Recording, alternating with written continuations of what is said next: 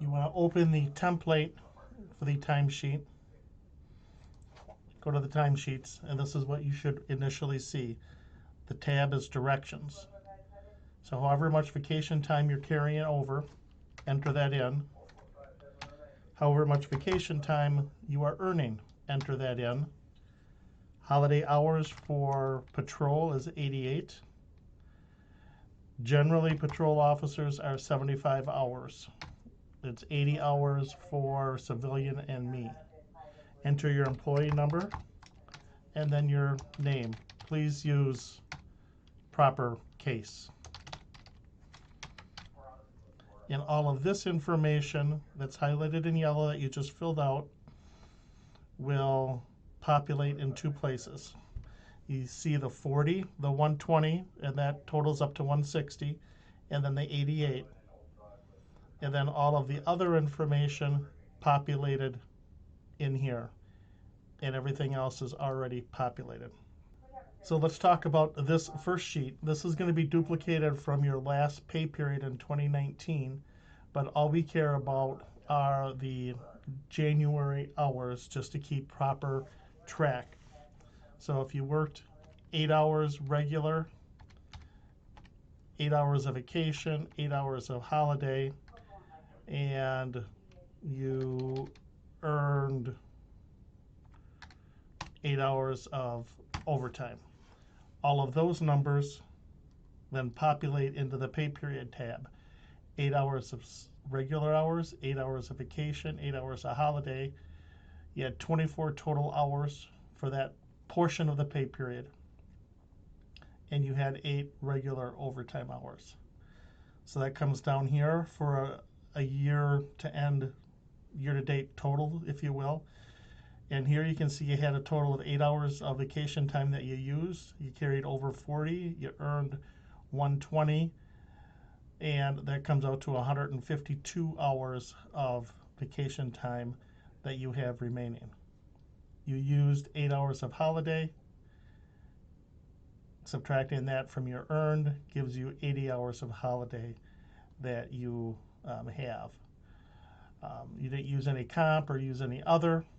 You did earn 8 hours of regular overtime, and that is totaled at the bottom here as well. Your total for any comp earned will come in here as well. All right, so now we're looking at the first full pay period of the year.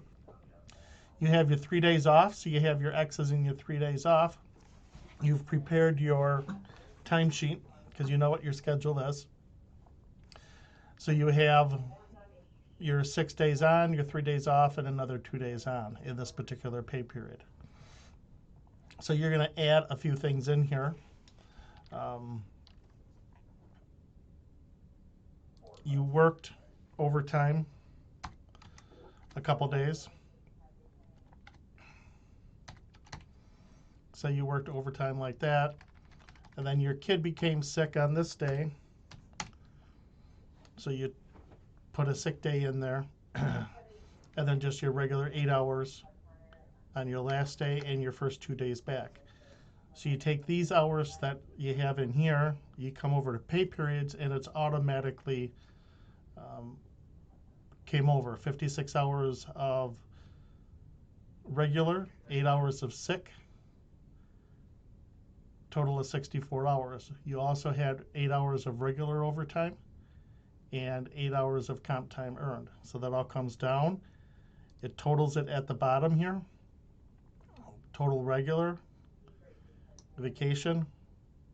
You didn't take any vacation this particular pay period, nor did you take any more holidays, so that didn't change. And then your regular OT and your comp OT added up here as well. Now we're in a holiday pay period. You can tell it's a holiday pay period because of the yellow highlights. And down here it says April 10th is Good Friday, which is a WPPA holiday.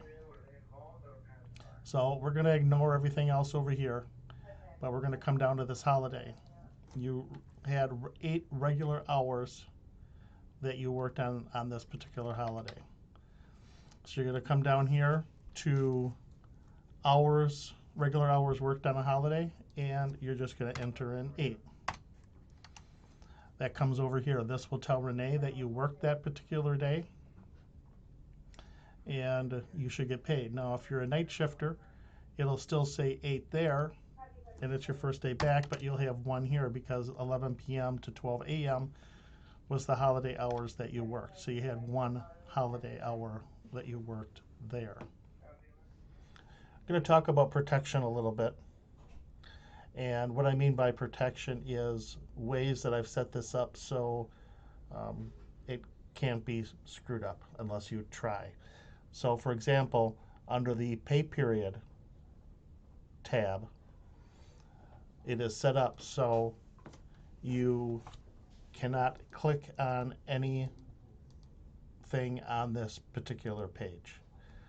And that way you can't accidentally delete something that will screw the page up. But if you want to add anything in here, it's very easy for you to personalize this for yourself. So when you're on the pay period page, if you want to do something to it, you can come up here, review, and unprotect sheet.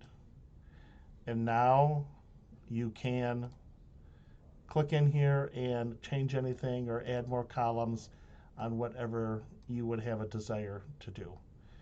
And I will just protect the sheet again, click OK. There is no password. And you will notice in here, anything that is highlighted, you cannot click in. You can click in something that's white, but if it's highlighted, you cannot click in it. And that way you cannot mess up any of the protection. Again, there is no password. Unprotect sheet, you can click in here and you can see that this adds up those columns. And if it's unprotected, you could accidentally hit delete and mess it up. So we just have the sheet protected.